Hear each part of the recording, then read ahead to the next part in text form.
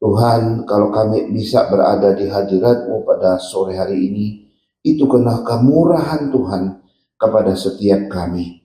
Karena itu Tuhan, biarlah kehadiran kami di sini tidak sia-sia. Kami ini berjumpa Tuhan, mengalami Tuhan, dan secara khusus Tuhan, merasakan hadirat Tuhan dalam setiap pergumulan kami. Berbicaralah kepada kami, karena hati kami telah siap. Dalam nama Yesus kami berdoa. Amin. Mari kita kembali kepada firman Tuhan kita yang sudah lama kita mulai dari 2 bulan terakhir. Dan yang menarik saudara, ini bulan Juni kita masih ada kaitannya tema hari ini atau bulan ini dengan 2 bulan, mulai April dan Mei. Dan hari ini kita bicara tentang implementasi daripada karunia rohani. Dan kita sudah panjang lebar tentang karunia rohani. Sekarang di bagian akhir ini saya ingin kita benar-benar memastikan untuk menjalaninya. Implementasi dari karunia rohani. Saudara, mari kita baca dulu satu bagian atau 2 ayat Alkitab yang tersedia untuk kita. Tadi salah satu sudah dibacakan. Kita baca Yakobus 1 ayat 22 dengan bersuara dan bersama-sama. Mari kita membacanya 2-3. Tetapi hendaklah kamu menjadi pelaku firman dan bukan hanya pendengar saja. Sebab jika tidak demikian, kamu menipu diri kamu sendiri. 1 Petrus 4 ayat 10, 2-3. Layanilah seorang akan yang lain sesuai dengan karunia yang telah diperoleh tiap-tiap orang sebagai pengurus yang baik dari kasih karunia Allah.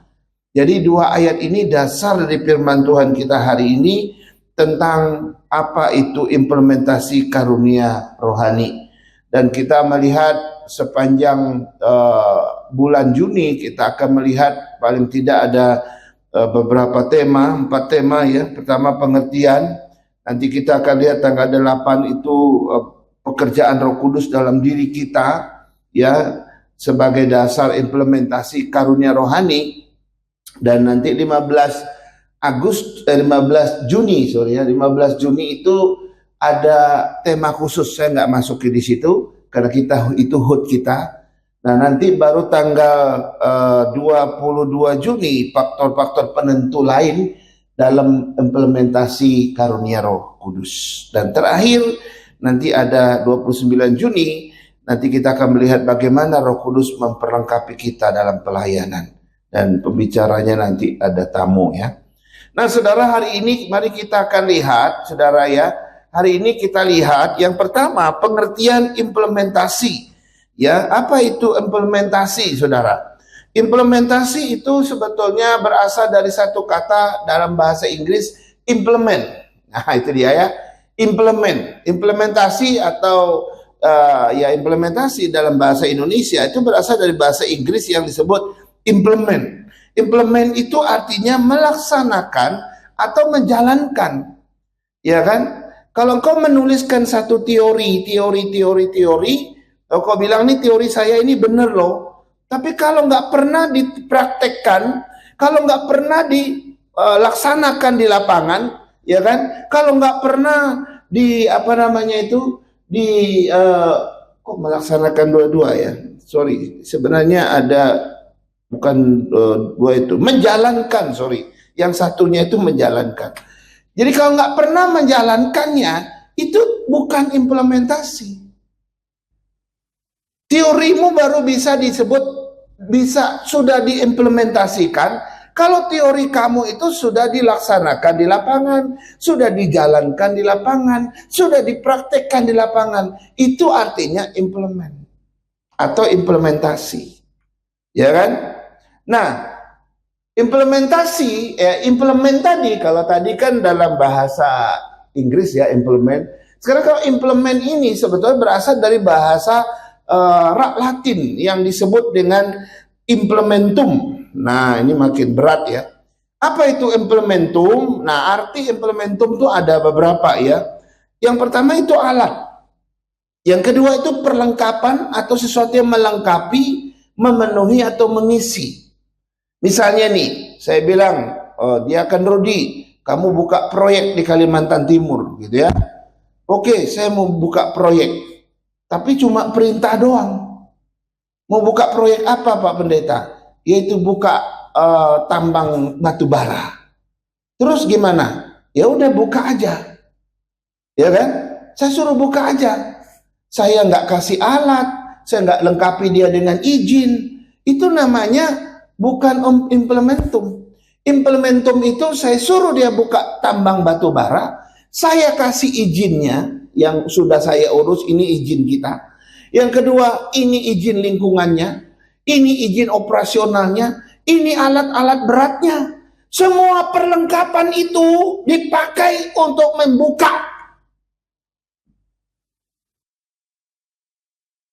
proyek itu. Itu yang disebut dengan implementum.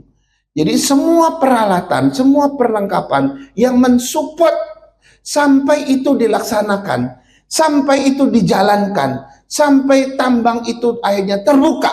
Semua alat yang dipakai untuk proses itu sampai dia bisa terlaksanakan, itu implementum. Dalam bahasa apa namanya tadi?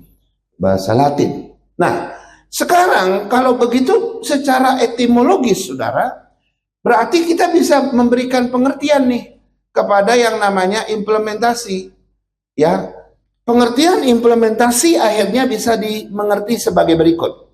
Implementasi adalah sebuah tindakan untuk mengisi, melengkapi sesuatu agar menjadi lengkap dan bisa terlaksana. Itu implementasi. Ya, sesuatu tindakan untuk mengisi, melengkapi, ya kan? Apapun itu istilahnya, ya, agar sesuatu itu menjadi lengkap dan bisa terlaksana. Kalau engkau tidak memperlengkapinya, akhirnya tidak terlaksana, itu implementasimu gagal. Ya. Nah, kalau ini dikaitkan dengan pelayanan, bukan pelayanan, karunia rohani, maka artinya apa? Nah, ini dia. Kalau dikaitkan dengan karunia rohani, maka implementasi karunia rohani apa? Itu adalah sebuah tindakan nyata dari karunia rohani untuk mengisi, melengkapi pelayanan, sehingga karunia rohani tersebut dapat terlaksana, dapat diterapkan demi pembangunan tubuh Kristus. Itu artinya. Jadi karunia rohani itu bukan sesuatu yang disimpan, tetapi karunia rohani itu sesuatu yang dilaksanakan. Ya, satu dalam tindakan nyata. Sehingga apa? Memperlengkapi pelayanan pembangunan tubuh Kristus. Jadi ini yang disebut dengan yang namanya implementasi karunia Roh Kudus. Nah, sekarang kita lihat perspektif Alkitab. Apa kata Alkitab tentang implementasi? Tadi kita udah baca dua ayat ini ya. Yang pertama, ini kata ayat Alkitab. Yang tadi kita sudah baca. Yakobus 1 ayat 22. Dia berkata begini, tetapi hendaklah kamu menjadi pelaku firman dan bukan hanya pendengar saja. Sebab jika tidak demikian, kamu menipu diri kamu sendiri. Saudara, ada tiga hal yang perlu kita perhatikan dari ayat ini. Pertama kali, kita mendapat firman. Ya kan? Kenapa kita mau disuruh jadi pelaku firman? Karena pertama kali, kita dapat firman dulu. Kita mendengar firman dulu. Kalau itu para nabi, dia dengar nubuatan dulu, firman Tuhan. Dia dapat ide dulu dari Tuhan, visi dulu dari Tuhan. Setelah dia dapat firman itu, dia nggak mandek di sini. Tapi akhirnya engkau mendorong akhirnya menjadi pelaku firman. Jadi yang kedua adalah menjadi pelaku firman. Kalau pertama dapat firmannya dulu, yang kedua menjadi pelaku firman, saudara.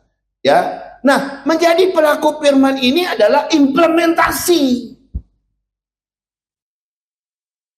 Pertama dapat firman, dengar firman, dapat visi dari Tuhan. Sekarang nggak cuma sampai di situ. Yang kedua, engkau menjadi pelaku firman. Tuhan suruh engkau mengimplementasikan.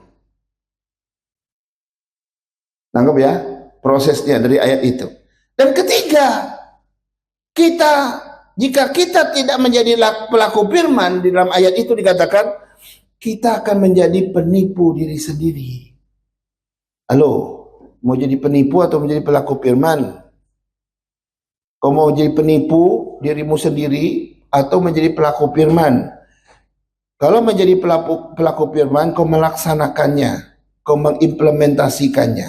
Tapi kalau kau tidak mau menjadi pelaku firman, kau tidak mengimplementasikannya, maka firman yang kau dengar cuma ditaruh di sini, disimpan di sini sampai kau lupa, itu namanya kau menjadi penipu diri sendiri. Mohon maaf ya, firman Tuhan agak tajam nih. Kita kan sudah mendengar firman begitu banyak. Apa yang kita lakukan dengan hal itu? Atau selama ini kita simpan saja? Di berangkas kita banyak sekali firman Tuhan. Kita simpan di situ. Tidak pernah keluar lagi. Kita nggak pernah membacakannya untuk orang lain. Kita nggak pernah lagi memberitakannya untuk orang lain. Kau menjadi penipu diri sendiri. Ini ayat ini juga, ini perspektif Alkitab. Nah, ada contoh dalam Alkitab. Pertama itu Nabi Nehemia. Ya, Nabi Nehemia ini, saudara, waktu dia dapat visi dari Tuhan, bangun itu tembok Yerusalem.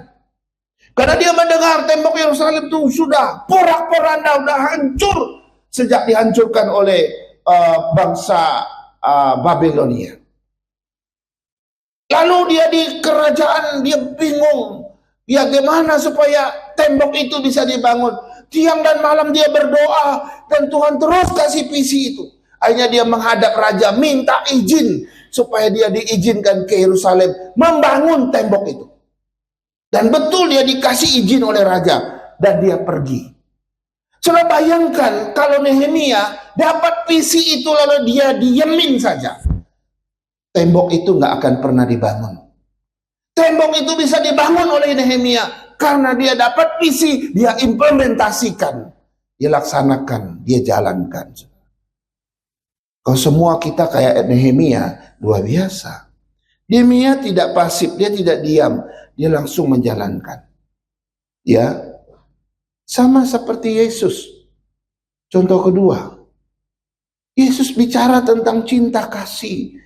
Karena begitu besar kasih Allah akan dunia ini, sehingga dia memberikan anaknya yang tunggal, supaya setiap orang yang percaya kepadanya tidak binasa, melainkan beroleh hidup yang kekal.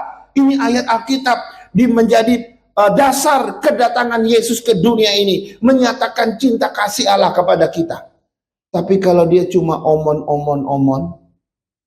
dan dia tidak pernah praktekkan, selamat nak kita? Enggak, saudara. Yesus dapat perintah dari Allah Bapa untuk mengasihi dunia ini, menyelamatkan orang yang percaya. Dia tidak sekedar omon-omon. Dia datang ke dunia ini, dia langsung naik di kayu salib. Mati bagimu dan mati bagiku.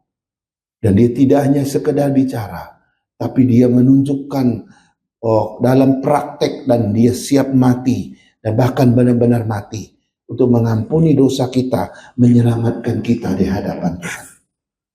Itulah yang disebut dengan implementasi. Enggak cuma sebuah perintah besar di atas, tapi dia juga membawakannya di dalam dunia yang gelap. Sehingga dunia yang gelap ini diterangi. Orang yang tersesat, yang percaya kepadanya, masuk ke dalam terang Tuhan dan diselamatkan oleh Tuhan. Inilah yang disebut dengan implementasi. Dia melaksanakan perintah Bapa untuk menjadi penyelamat kita. Ini ayat yang pertama. Perspektif Alkitab tentang yang karunia rohani, implementasi karunia rohani. Yang kedua, itu yang sudah kita baca juga. 1 Petrus 4 ayat 10. Kita baca sekali lagi. 2, 3. Layanilah seorang akan yang lain, sesuai dengan karunia yang telah diperoleh tiap-tiap orang sebagai pengurus yang baik dari kasih karunia Allah. Saudara, kita sudah belajar selama 2 bulan ini bahwa Tuhan memberikan berbagai-bagai macam karunia rohani kepada umatnya. Dan bahkan setiap orang yang percaya minimal punya satu. Kalau kemarin ikut ke kebun raya, pasti sudah ada, waduh saya ada 5 mau saya puji Tuhan. Kalau punya satu pun jangan bilang, aduh saya cuma satu mau saya. Enggak masalah. Tuhan kasih satu itu pun juga luar biasa. Gitu kan? Nah, sekarang karunia itu yang Tuhan sudah kasih itu, mau satu, mau lebih dari satu, mau diapain? Mau diapain nih karunia ini? Selama ini kita tanam aja, kita simpen aja, kita diemin aja. Sekarang Tuhan ungkapkan bagi kita, mau diapain nih karunia rohani? Petrus memberitahu kita bagaimana kita bersikap terhadap karunia itu. Dia bilang, layanilah seorang akan yang lain sesuai dengan karunia yang telah diperoleh tiap-tiap orang. Ayo, karunia mau apa? Saya harap tahun ini kita akan mempraktekkannya. Kita sudah tes satu kali. Saya rasa kita harus buat satu pertemuan lagi. Kita pakai 2 tes lagi. Sehingga nanti temuan saudara terhadap karunia rohanimu benar-benar valid. Kalau cuma satu, ya masih bisa bias. Masih itu bisa menerka. Tapi itu sudah jadi dasar pertama. Nanti kita akan ketemu satu kali lagi. Kita akan pakai 2 tes lagi. Dan dalam 2 tes itu, kalau yang dalam tes pertama karunia itu muncul, tes kedua muncul, tes ketiga muncul, itu sudah dipastikan itu karunia kamu. Atau kalau dia tes pertama muncul, tes kedua muncul, itu juga sudah pasti. Tapi kalau tes pertama muncul, kedua, ketiga nggak muncul, mungkin bukan itu. Kita akan lihat yang mana, yang atau apa yang menjadi karunia rohani. Nah, sikap kita kalau sudah ada itu jangan disimpan. Sekarang kita harus melayani dengan karunia yang Tuhan sudah berikan. Ya. Nah, kata atau kalimat yang mengatakan layanilah seorang akan yang lain itu bicara implementasi, saudara. Nah, saudara dapat karunia nih, 1, 2 atau 3 atau lebih. Lalu saudara pakai itu melayani orang lain, saudara menjalankannya, saudara menerapkannya dalam pelayanan, itu namanya implementasi. Kalau saudara dapat itu, saudara diamkan, saudara simpan, masukin ke suatu tempat yang mana saudara tidak pernah lagi mengingatnya, itu bukan implementasi. Karena itu bulan ini, sepanjang bulan ini, penting sekali untuk mengikuti firman Tuhan, seri 1 sampai seri terakhir, supaya kita mengerti, oke, saya harus buat apa. Saya udah lama menggumuli ini, kebetulan memang ini adalah salah satu tulisan saya, karya ilmiah saya. Dan saya ingin mempraktekkan ini bukan dalam hidup saya saja, tapi dalam hidup saudara. Supaya jemaat kita, walaupun kita sedikit, tapi karunia kita bisa dipakai dengan maksimal. Ya.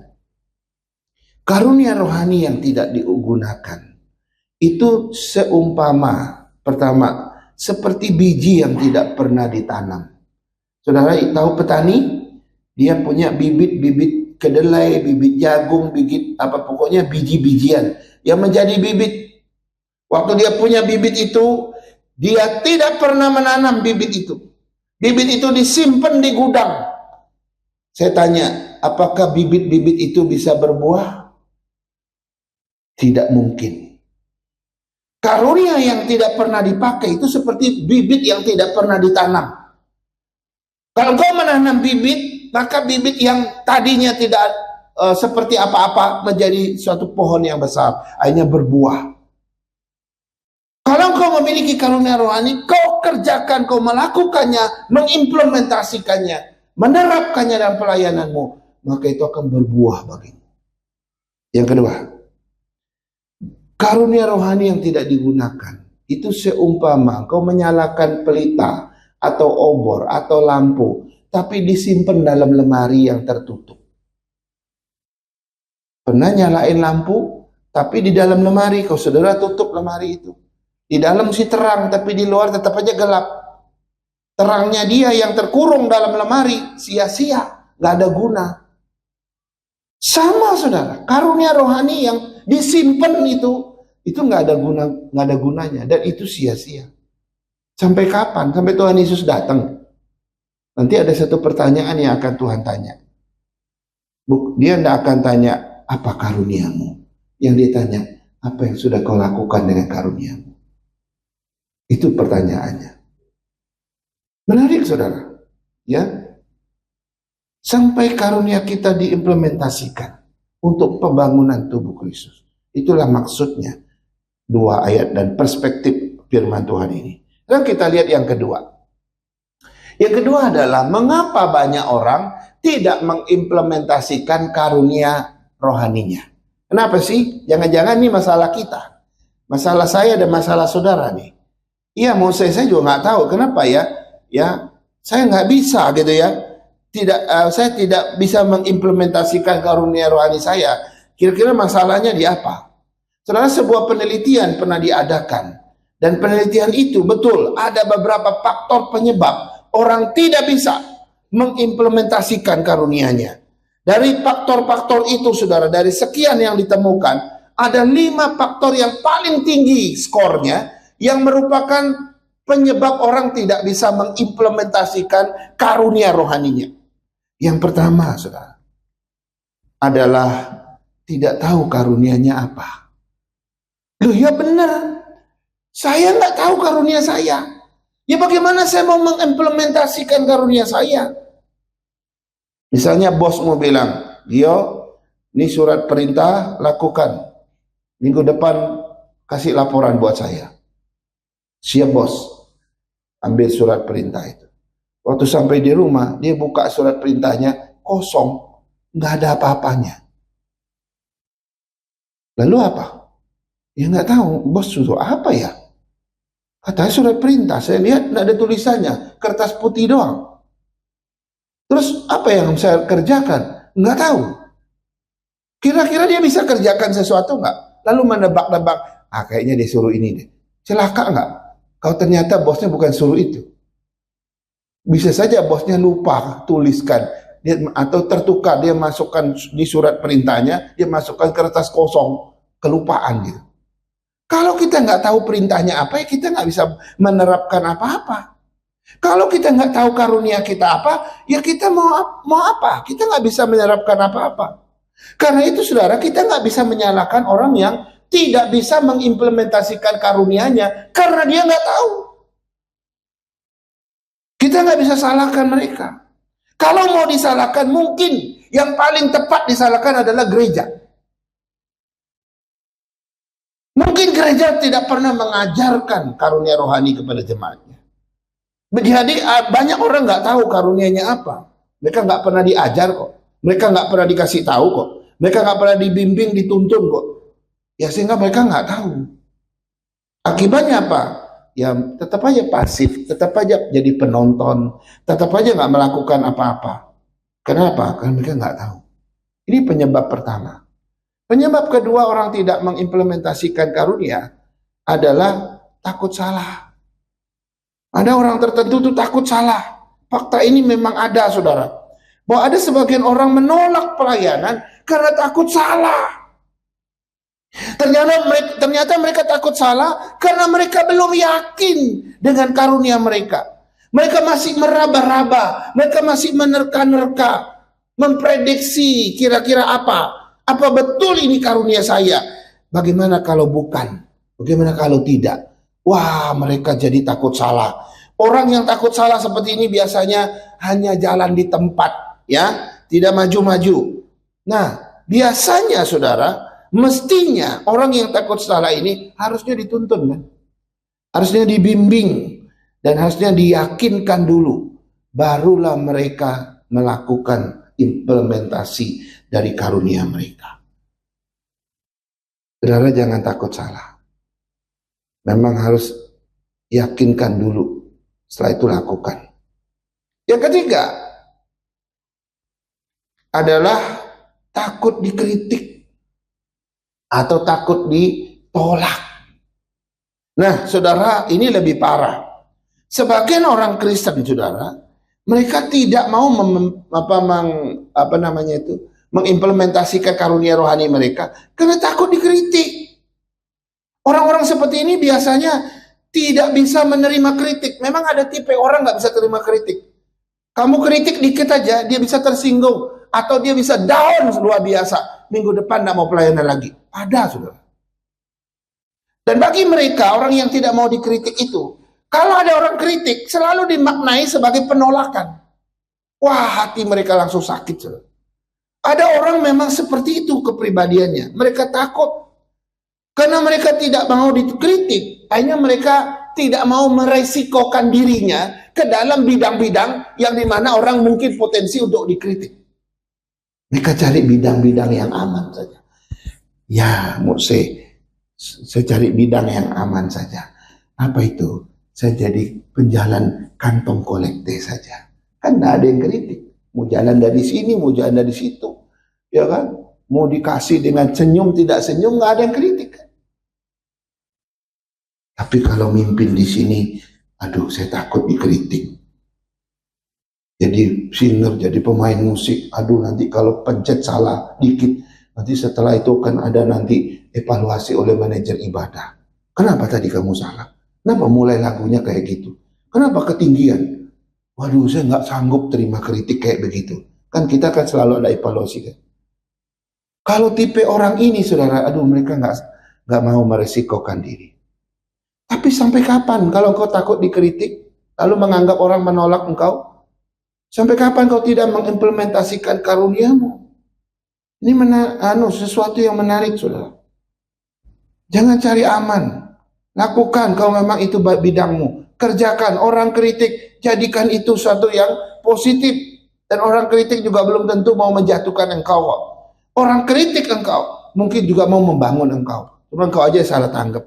Kau aja salah makna kok. Ini penting ya. Yang keempat, saudara. Yang keempat adalah tidak diberi ruang atau kesempatan oleh gereja. Ada orang yang nggak bisa mengimplementasikan karunianya, menerapkan karunianya, karena memang dia nggak ada kesempatan. Tidak diberi peluang oleh gereja atau di dalam gereja. Jadi ya mungkin saja, saudara ya. Sebenarnya hati mereka siap melayani, ya, cuma nggak ada kesempatan, nggak ada peluang. Mungkin juga penata layaknya udah banyak kali ya, sehingga engkau nggak dapat tuh pelayanan misalnya, ya. Nah, gereja tidak memberi kesempatan kepada kita, bisa karena dua persoalan, dua hal. Pertama, gereja memang tidak tahu cara menilai orang. Gereja memang tidak tahu cara melibatkan orang dalam pelayanan.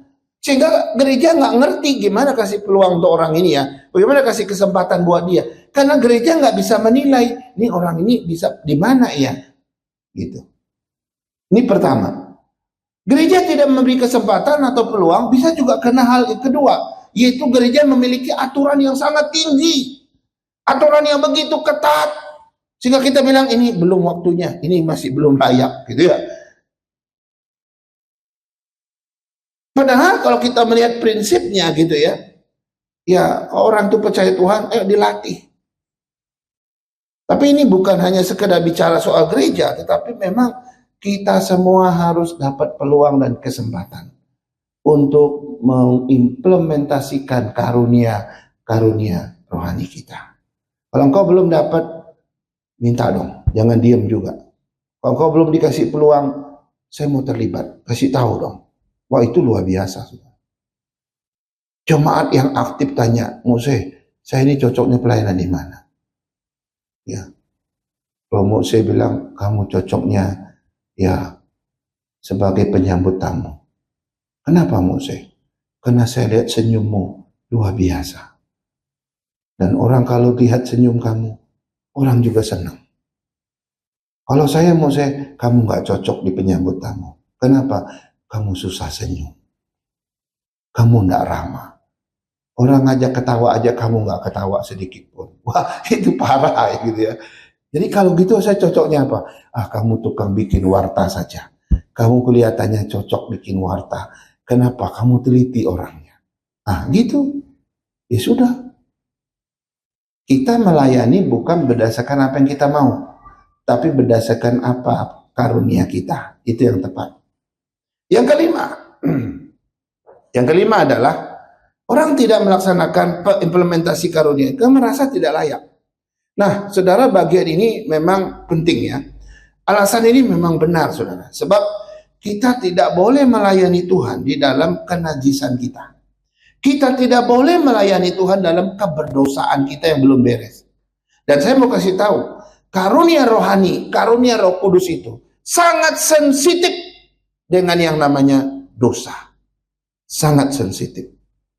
Sebelum kita menggunakan karunia kita dalam berbagai bentuk pelayanan, kita mesti membereskan dulu dong dosa-dosa kita, kesalahan kita di hadapan Tuhan.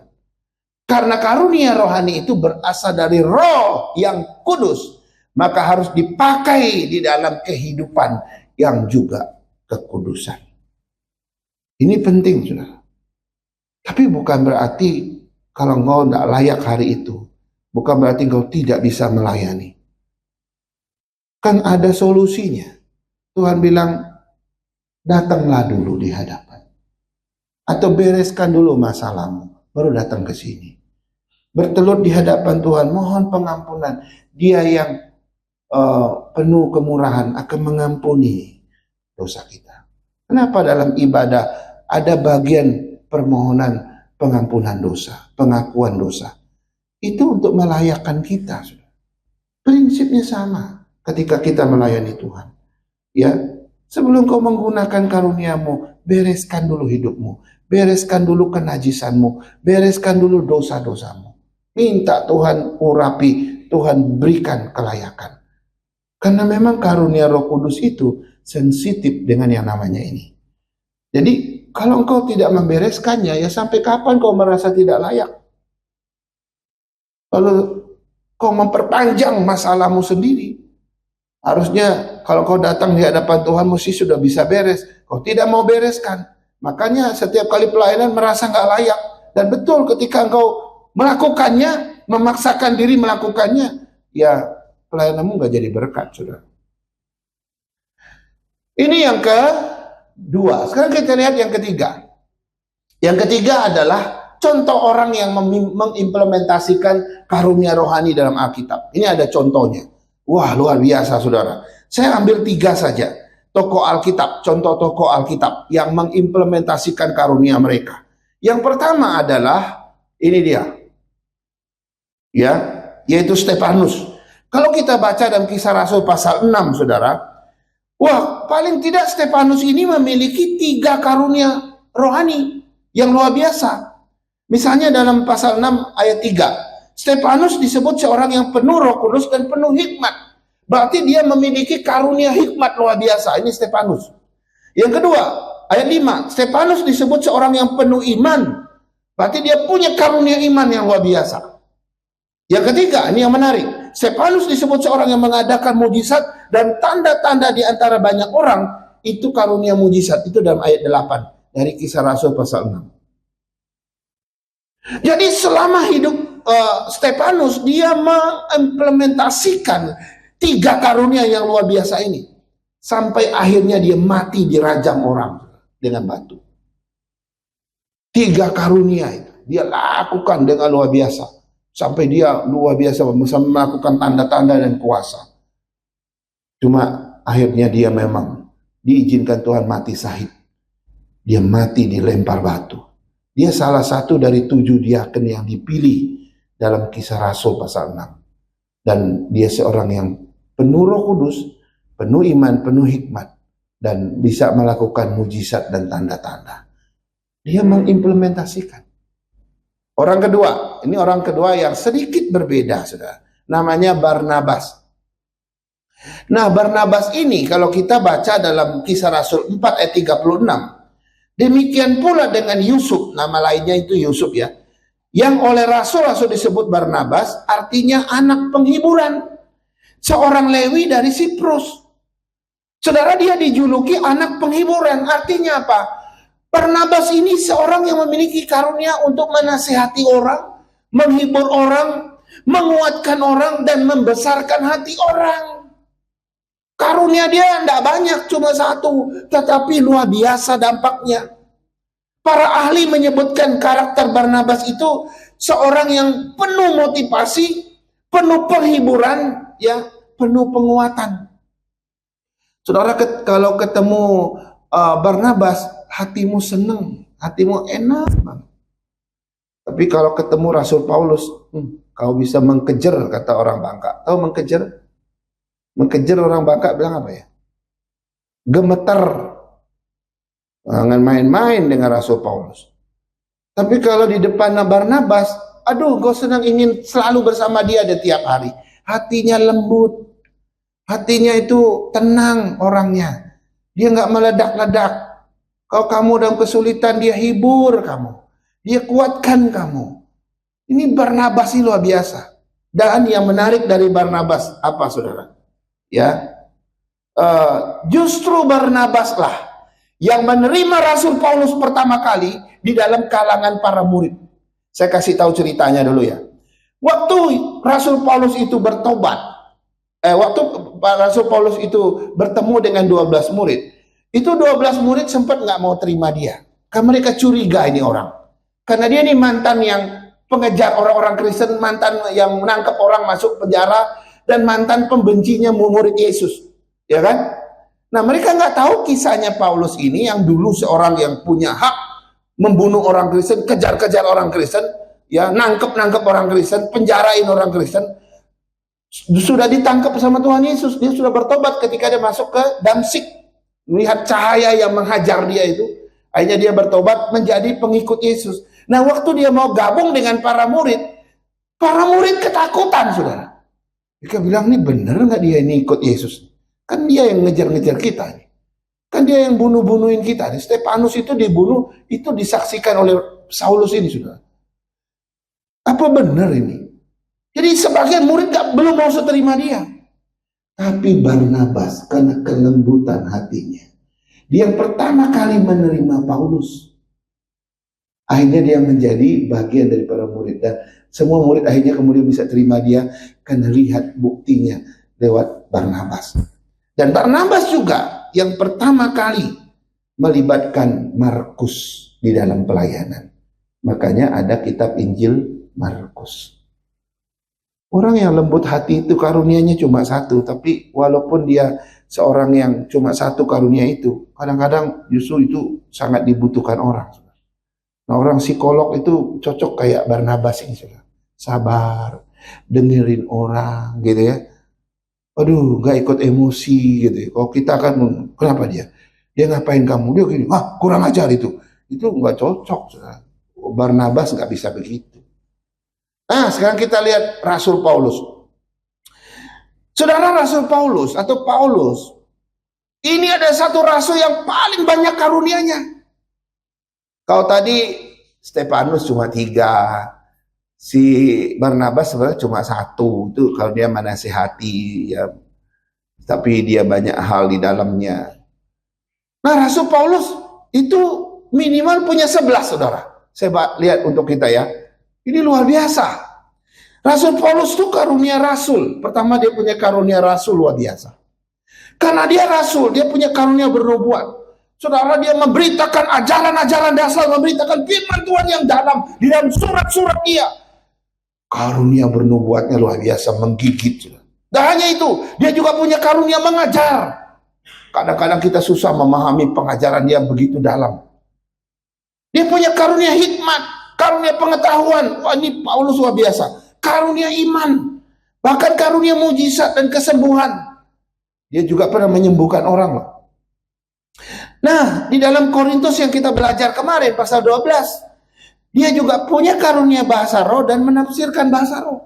Tapi hanya untuk pribadinya. Dia punya karunia melayani. Dan yang terakhir, punya karunia penginjilan.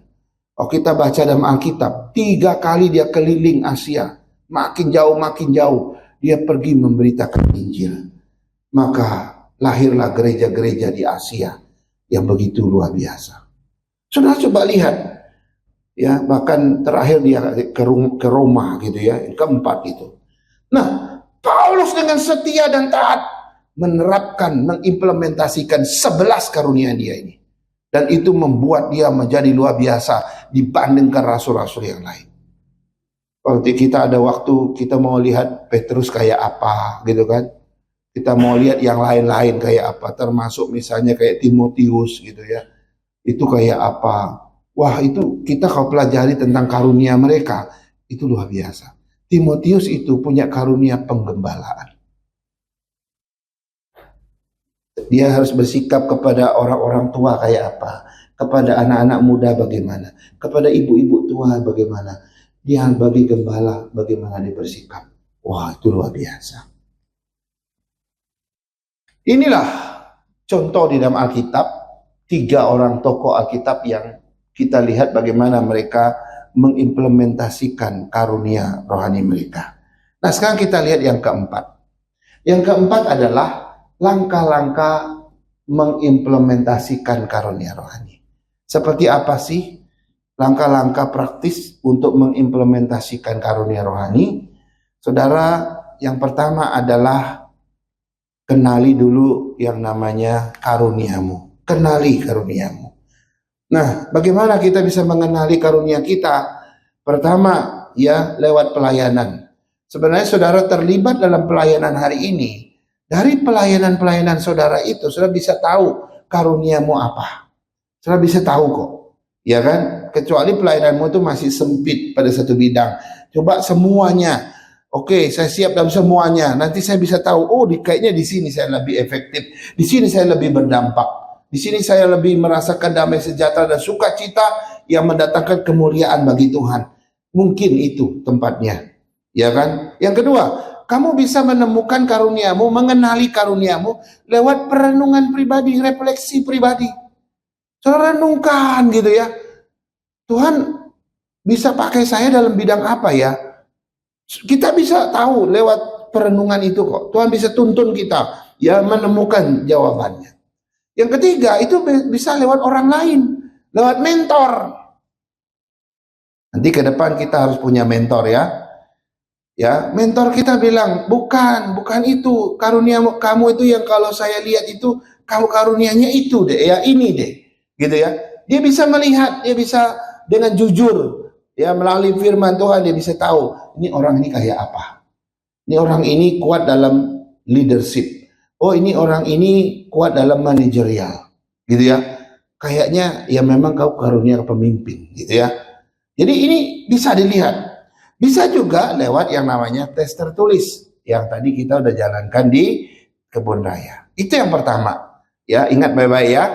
Yang kedua adalah beranilah untuk memulai. Beranilah untuk memulai. Setelah saudara mengenali, oh karunia saya 1, 2, dan 3 ini. Oke, jangan didiemin aja.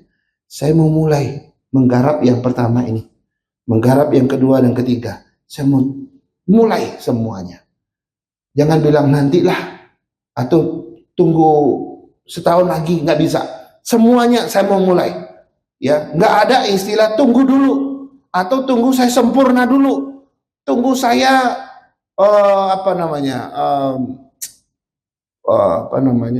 merasa berani dulu. Enggak. Kalau kau tunggu merasa berani dulu, nggak akan pernah jadi. Ya, mulailah, beranilah untuk mulai, gitu ya.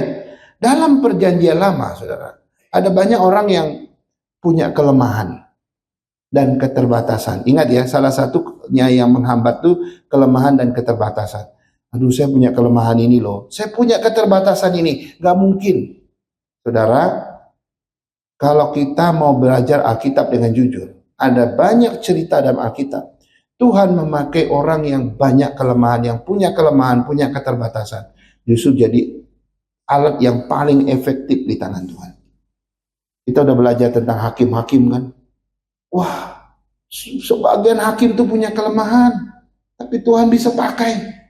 Lalu kita apa bedanya mereka dengan kita? Apa bedanya kita dengan mereka? Saya punya kelemahan, mereka dulu juga punya kelemahan. Lalu saya bilang, karena saya punya kelemahan, keterbatasan, saya tidak mau dulu Tuhan. Gak bisa. Taati dulu. Kerjakan dulu. Beranilah. Tuhan bisa memakai engkau yang punya kelemahan. Yang ketiga, mulailah dari tempat di mana engkau berada.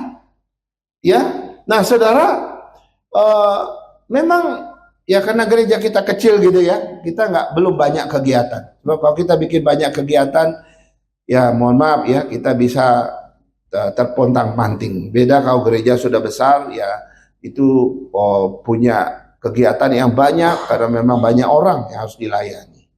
Ya. Nah, mulai dari tempat di mana engkau berada. Pertama, mulai dari keluargamu. Kalau di keluargamu itu apa ya, engkau punya karunia apa, layani. Mulai dari tempat komselmu. Nah, kita belum punya komsel. Nanti kalau kita punya komsel, mulai dari tempat komsel itu, atau dari persekutuan wilayah itu, atau kalau disebut persekutuan wilayah. Kemudian mulailah juga di dalam komunitasmu. Di mana komunitasmu? Kau punya komunitas apa? Mulai di situ. Dan ingat, yang utama memang yang terakhir. Mulailah juga dari gereja di mana kau berada. Praktekkan, saudara. Ya, lakukan apa yang penting. Setelah itu, saudara, kita mulai terus kembangkan dengan rendah hati. Ya, kembangkan karunia-karunia itu dengan rendah hati. Jangan cepat puas diri, jangan gampang sombong. Saudara, dalam gereja tertentu, karunia rohani itu dijadikan dasar untuk sombong. Saya punya karunia bahasa roh, kalian nggak punya kan? Wah, saya lebih tinggi kerohanian saya dengan kalian. Padahal karunia bahasa roh, karunia paling bawah, bukan karunia yang utama. Ini di gereja tertentu yang ajarannya kayak begitu tuh bisa terbalik gitu. Saya punya karunia ini, gitu ya. Oh, kita sombong bahwa saya adalah lebih hebat dari kalian. Bukan untuk itu, saudara. Kembangkan karuniamu. Setelah kau tahu karunia itu, praktekkan dengan berani dan sebagainya. Terus kembangkan dengan rendah hati. Sebab ketika engkau mengimplementasikan karunia itu dengan rendah hati, engkau makin berkembang, engkau makin berdampak lagi, saudara. Tapi kalau engkau melakukannya dengan sombong, sampai di situ saja. Tuhan tidak mau orang sombong.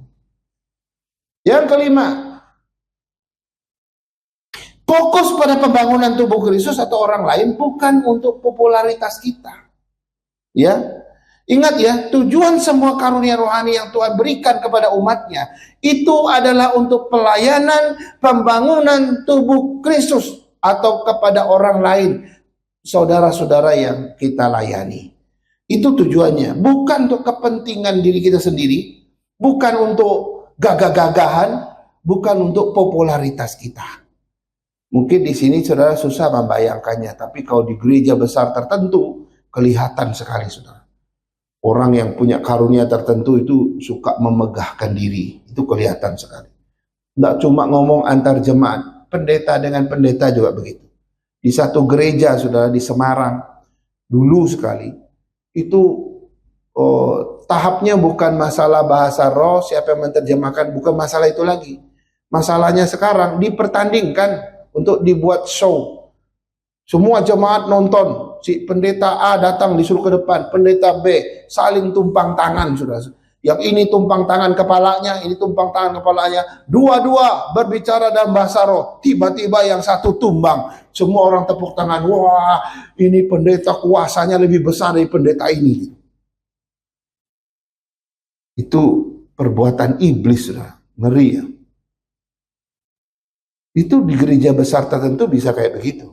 Cuma di gereja Injili kita tidak pernah akan temukan begitu. Karena itu bukan untuk itu sebetulnya. Bukan untuk popularitas, bukan untuk kepentingan diri, tapi untuk pelayanan dan pembangunan tubuh Kristus. Baik, terakhir, ada beberapa statement penutup yang penting untuk kita ketahui sebelum saya selesai. Ya, yang pertama ini dia. Ya, karunia rohani adalah amanat, bukan aksesoris. Ya, karunia rohani itu amanat. Yang kau harus kerjakan, laksanakan, lakukan, implementasikan. Bukan sekedar aksesoris, perhiasan yang cuma kau pakai tapi enggak dikerjakan. Bukan, saudara. Ya. Makanya Petrus tadi bilang apa? Layanilah seorang kan yang lain. Itu amanat, bukan aksesoris. Sorry ya, orang S ya. Yang kedua, karunia rohani bukan untuk disimpan, tetapi untuk dipakai. Saudara pasti tahu maksudnya ya. Bukan untuk disimpan di sini, bukan untuk dipeti eskan, bukan, tapi untuk dipakai. Ingat, tadi pertanyaan yang Tuhan akan ajukan pada kita adalah, apa karuniamu? Bukan itu. Tuhan tidak akan bertanya, apa saja karuniamu? Enggak. Yang dia akan tanya, apa yang kau lakukan lewat karuniamu itu? Itu yang dia akan tanya. Yang ketiga, ya, Tuhan tidak memberkati rencana, tetapi yang memberkati pelaksanaan rencana yang sesuai kehendak dia. Tuhan tidak pernah memberkati, engkau punya karunia, nanti saya rencananya mau pakai karunia saya untuk ini, untuk ini, untuk ini. Tapi engkau nggak pernah melakukannya. Kau cuma punya rencana. Ingat, Tuhan tidak pernah memberkati rencana yang nggak pernah dilakukan. Yang Tuhan berkati adalah rencana yang dikerjakan. Ya, pelaksanaan rencana yang dikerjakan. Esensi dari implementasi karunia rohani adalah melaksanakan rencana dengan baik. Yang ketiga, yang keempat, hidup orang percaya harus menjadi saluran, bukan seperti gudang. Sudah pasti tahu maksudnya. Saluran itu kita menyalurkan, ya, kita memberi dampak, menghadirkan berkat Tuhan, menghadirkan pelayanan Tuhan, menghadirkan kekuatan dan cinta kasih Tuhan. Jadi hidup kita yang penuh karunia ini menjadi saluran berkat bagi orang lain. Bukan seperti gudang yang saudara tersimpan barang di situ dan sampai kau tidak pernah tahu lagi barang apa saja di situ dan sudah berdebu, sudah kotor dan tidak pernah kau keluarkan, tidak pernah kau gunakan barang-barang itu di dalam gudang. Saya harap lewat khotbah hari ini kita makin mantap untuk melangkah mengimplementasikan karunia kita. Nanti setelah kita isi 1 dan 2 tes lagi, saya akan perlihatkan karuniamu, karunia apa. Setelah itu kita akan mulai mengatur bersama majelis, mengatur untuk menempatkan kalian di tempat yang tepat. Doakan untuk kami supaya kami pun bisa melihat mana yang terbaik dan mana yang tepat. Mari kita berdoa. Kami bersyukur dan berterima kasih ya Tuhan untuk kebenaran firman Tuhan yang sudah kami bahas. Kami memang seringkali melupakan karunia-karunia rohani yang selama ini Tuhan sudah berikan, tapi kami tidak tahu dan kami simpan. Dan betapa senangnya iblis dan setan di mana karunia-karunia kami tidak pernah dipakai. Karunia-karunia itu kami simpan dan sembunyikan. Hari ini kami sadar, kami harus berubah. Kami tidak lagi boleh menyimpannya. Kami akan menemukannya. Kami akan memberdayakannya, mengimplementasikannya dalam hidup kami, komunitas kami, bahkan dalam gereja kami. Tuhan tuntun kami mulai dari hari ini untuk penemuan tentang karunia rohani ke setiap kami. Sehingga saatnya tiba, kami yakin dan kami melakukannya untuk kemuliaan Tuhan. Sebentar kami menerima sakramen perjamuan kudus, Tuhan tuntun kami untuk melakukannya dan menerimanya. Dalam nama Yesus kami berdoa. Amin. Amin.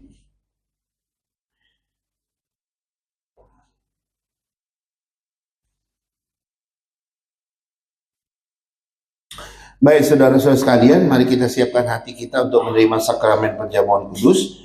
Mari kita membaca terlebih dahulu dari 1 Korintus 11 ayat 23 sampai 30 ya, yang berbicara tentang perjamuan kudus. Sebab apa yang telah kuteruskan kepadamu telah aku terima dari Tuhan, yaitu bahwa Tuhan Yesus pada malam waktu ia diserahkan mengambil roti dan sesudah itu ia mengucap syukur atasnya. Ia memecah-mecahkannya dan berkata, inilah tubuhku yang diserahkan bagi kamu. Perbuatlah ini menjadi peringatan akan aku. Demikian juga ia mengambil cawan sesudah makan, lalu berkata, cawan ini adalah perjanjian baru yang dimeteraikan oleh darahku. Perbuatlah ini setiap kali kamu meminumnya menjadi peringatan akan aku. Sebab setiap kali kamu makan roti ini dan minum cawan ini, kamu memberitakan kematian Tuhan sampai ia datang. Jadi barang siapa dengan cara yang tidak layak makan roti atau minum cawan Tuhan, ia berdosa terhadap tubuh dan darah Tuhan.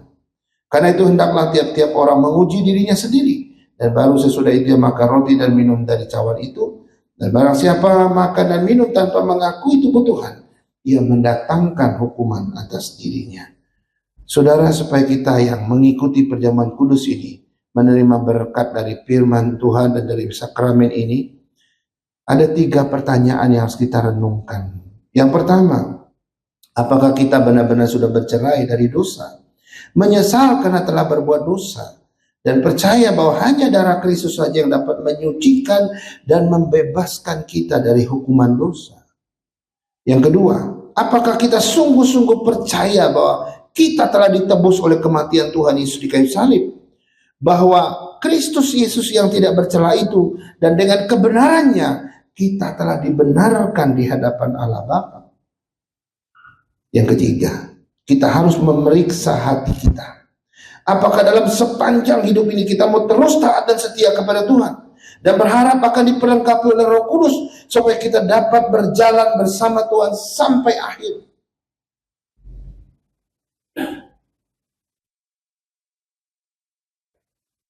Kita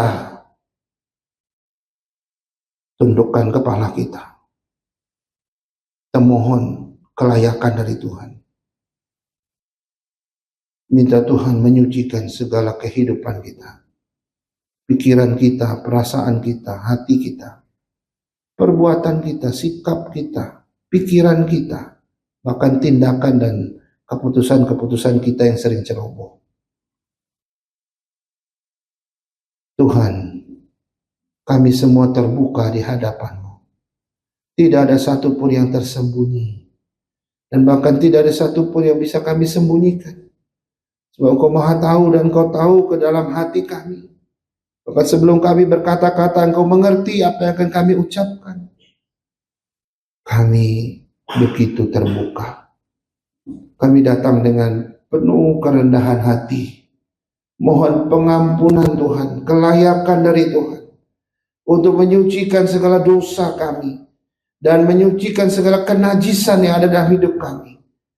Mungkin beberapa hari yang lalu kami melakukan tindakan-tindakan yang ceroboh, perbuatan-perbuatan yang jahat, bahkan kata-kata kami yang menusuk hati saudara-saudara kami, melukai mereka, bahkan juga pikiran-pikiran kami yang kotor, keputusan-keputusan kami yang seringkali ceroboh, yang tidak mempermuliakan Tuhan. Ampuni kami Tuhan. Biarlah darah Kristus itu menyucikannya, memurnikannya, memutihkannya seperti salju. Terima kasih Tuhan. Kami datang dengan sungguh-sungguh di hadapan Tuhan. Layakkanlah kami sebelum kami menerima roti, simbol dari tubuh Tuhan yang dihancurkan untuk keselamatan kami. Sebelum kami menerima anggur, simbol daripada darah Kristus yang ditumpahkan untuk pengampunan dosa kami. Dalam nama Yesus kami berdoa. Amin. Amin.